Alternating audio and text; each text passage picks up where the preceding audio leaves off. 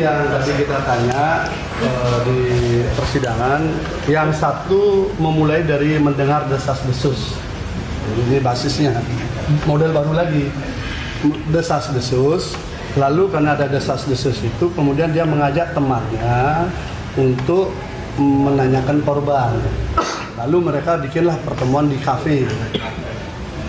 Itu ceritanya. Jadi dia taunya peristiwa yang didakwakan itu dari situ. Yang satu lagi dia bersaksi, dia mendengar, ya itu juga dia lupa ada dua nama yang dia sebutkan. Kalau nggak si A, si B, cerita tentang korban, bukan dari korban langsung. Jadi ya bingung juga kita kan. Makanya akhirnya diperiksa bersamaan aja dua-duanya. Ya memang secara kualifikasi sebenarnya yaitu saksi berawal dari desas-desus. Yang satu lagi bahkan dia tidak pernah menanyakan ke korban langsung. Itu yang perempuan. Dia tidak pernah menanyakan ke korban langsung, tapi tahunya dari pihak lain. Itu saksiannya. Makanya kami tadi meminta kepada majelis hakim kalau bisa hadirkan saksi-saksi yang disebutkan di dalam dakwaan lebih dulu, sehingga rangkaian cerita itu bisa nyambung. Misalnya nih, di rangkaian itu kan disebutkan peristiwa yang kedua. Peristiwa kedua kan berlangsung dini hari, bahwa di atas jam 10 itu ada pertemuan di sebuah warung wedang jahe apa wedang itu ada orang disebutkan, hadirkan dong dulu, itu bener nggak? Terus yang kedua, setelah dari itu katanya ada orang naik sepeda motor mengantarkan dia ke lokasi, itu kan saksi fakta, hadirkan dong, bener nggak itu? Lalu setelah sampai di lokasi katanya ada banyak orang di situ, laki perempuan, menurut pengakuan saksi, siapa kira-kira itu, hadirkan toh. Kemudian di situ juga katanya dia disuruh menyiapkan kopi, wedang apa minuman kopi, siapa yang menyuruh? Hadirkan dong, kan ini satu rangkaian peristiwa. Kok yang ini nggak hadir, malah yang hadir itu yang dilindungi LPSK yang tidak ada kaitan. Semua bahasanya adalah saya mendapat cerita dari gitu loh. Makanya tadi kami minta secara khusus, tapi majelis hakim menyampaikan itu kewenangan JPU. Tapi saya bilang ini kan ada di BAP gitu loh, ada di BAP, kalau bisa dihadirkan dong untuk mencari kebenaran yang benar gimana. Tadi akhirnya diharapkan majelis hakim, kami pun berharap itu bisa dihadirkan. Nah tadi JPU menyampaikan bahwa akan ada sekitar 5 saksi lagi dari pihak JPU untuk mempercepat proses ini. Ya kami tunggu dulu. Kalau ternyata 5-5-nya isinya hanya mendengar cerita juga, kan kasihan terdakwa toh. Dia sudah di dalam penjara, anaknya 4 di luar, isinya harus ngurus semua.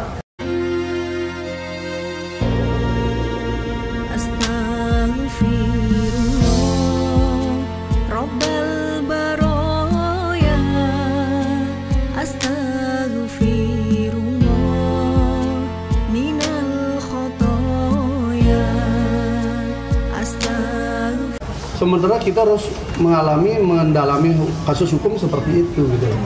Jadi kami minta tadi, tapi hakim membuka opsi juga. Seandainya itu tidak, ini mungkin bisa melalui penetapan atau bagaimana hakim akan menghadirkan. Karena saya bilang, tolong dong ceritanya biar utuh dulu. Kalau sudah selesai cerita utuh, bolehlah saksi yang lain-lain untuk penambah. Berarti dua orang yang hari ini berarti tidak sesuai dengan yang ada di dalam surat dakwaan atau kayak gimana ini? Ini ada di dalam BAP, tetapi tadi keterangannya yang laki-laki dia berawal taunya dari desas-desus. Saya sampai kejar, masa desas-desus turun dari langit, kan tidak. Pasti ada orang yang ngomong kan, siapa sih yang memberitahu dia? Dia bilang lupa, kan susah. Setiap kita kejar saksi-saksi ini selalu jawabannya lupa, tidak ingat. Kan susah kita kejar, tapi dia menarasikan sesuatu yang hebat. Sampai akhirnya kemudian dia menyatakan ada pertemuan di kafe bersama korban. Sampai saya cerita, oh ini korban ini pemalu apa trauma atau bagaimana dengan nasibnya menghadapi itu, kok banyak sekali ketemu orang bercerita gitu loh. Kan aneh kan? Biasanya kalau orang mengalami musibah, anggaplah pemerkosaan, kan trauma. Dia nggak mau datang ketemu di kafe lagi, dijemput di pasar, ketemu di kafe, bercerita panjang lebar berjam-jam. Kok kayaknya ya itu ya, logika kita jadi nggak, makanya saya kejar. Akhirnya dia berkilah bahwa dia lebih banyak mendengar, temennya yang lebih banyak bertanya. Saya minta temannya dihadirkan di sini. Saya minta juga tadi tolong hadirkan temannya ini, kan susah kita bercerita, orangnya nggak ada di sini. Dicatut aja namanya sama dengan saksi yang awal yang mengaku ritual mandi kemben Sidomukti itu. Kan nama 2 orang itu dicatut. Untungnya 2 orang yang dicatut ini menjadi saksi kemarin, dia bantah dua-duanya. Jangan sampai seperti itu juga, karena ini kan mencatut 2 nama lagi. 2 nama yang dia ajak duduk di kafe bersama korban mendengar ceritanya gitu. Tapi dua-duanya saya tegaskan, dua-duanya tidak melihat, tidak mendengar, dan tidak ada di tempat kejadian. Dua-duanya mengakui itu. Salah satu saksi ini ada hubungan dengan korban? Tidak. Malah yang perempuan itu taunya dari orang lain, bukan dari korban. Ya.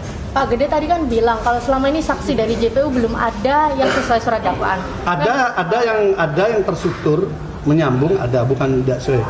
Antara korban 2 yang masuk interview dan 2 yang kemarin juga interview. 5 berarti. Ada 5 mereka sama-sama di interview, tetapi tidak sesuai dengan dakwaan. Sama-sama di interview.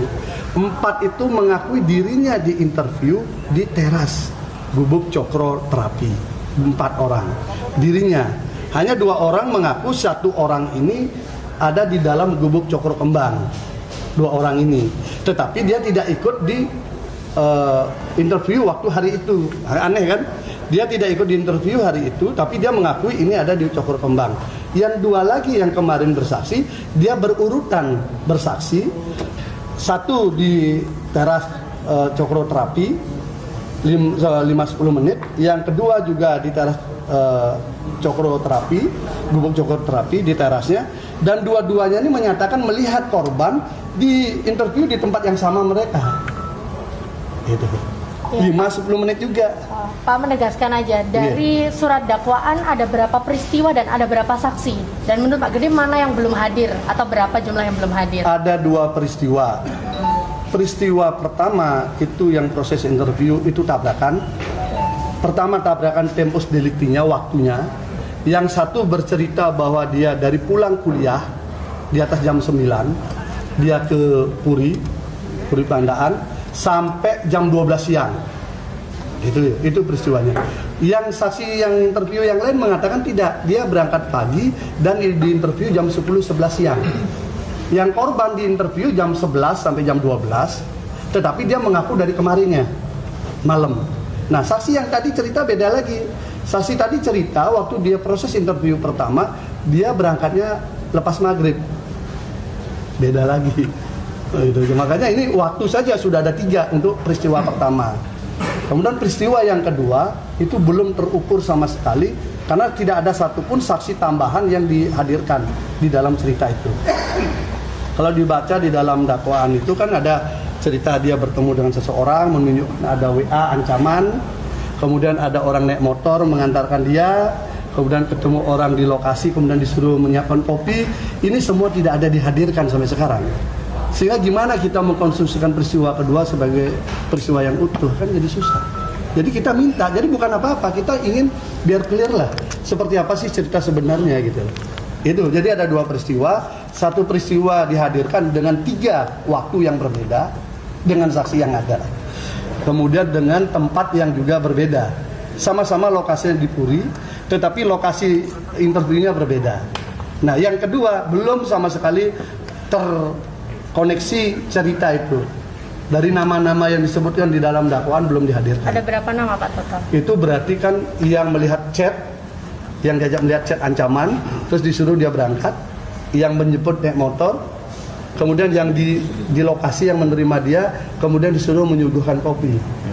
Minimal ada 3 saksi yang diperiksa di rumah dari orang. Ya itu 3. Dan saksi yang ini saya tanya, dua-duanya tidak pernah dipanggil oleh penyidik, tetapi langsung didatangi penyidik ke rumahnya, di tempat kerjanya.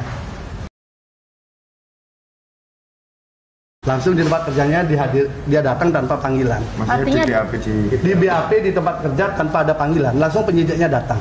Oke, artinya 2 nama spesial yang hari ini, 2 nama yang hari ini ada dalam surat dakwaan? Ada dalam enggak ada. Oh, enggak ada. Nah, ada dalam BAP ada, tapi dalam dakwaan enggak ada. Oke. Terima kasih, Pak. Iya. Kasih ya. Oke.